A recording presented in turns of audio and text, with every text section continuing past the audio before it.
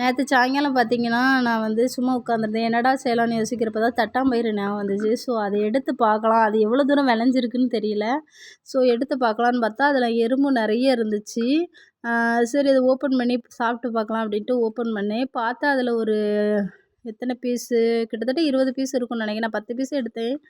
மீதி உள்ளதுலேயும் ஒரு 10 பீஸ் இருந்திருக்கும். ஸோ ஒரு பெரிய காயில வந்து ஒரு 20 பீஸ் அந்த மாரி இருந்திருக்கும் போல. ஸோ அதையும் ஓப்பன் பண்ணி எடுத்துக்கிட்டு இருந்தேன். எறும்பே பாதி சாப்பிட்ரும்னு நினைக்கிறேன் விளையிறதுக்குள்ள. அதுக்குள்ளே நம்ம அதுகிட்டேருந்து காப்பாத்திரணும்.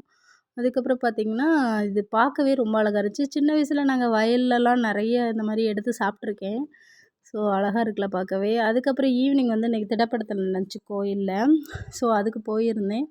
ஸோ போயிட்டு அப்படியே உங்களுக்கு அந்த வீடியோவும் உங்களுக்கு காமிச்சிருக்கேன். ஸோ இப்படி தான் திடப்படத்தில் நடந்துகிட்டு இருந்துச்சு. அவ்வளோதான். அதோட நேத்தோட பொழுது முடிந்து விட்டது. பிடிச்சிருந்தா லைக் பண்ணுங்க.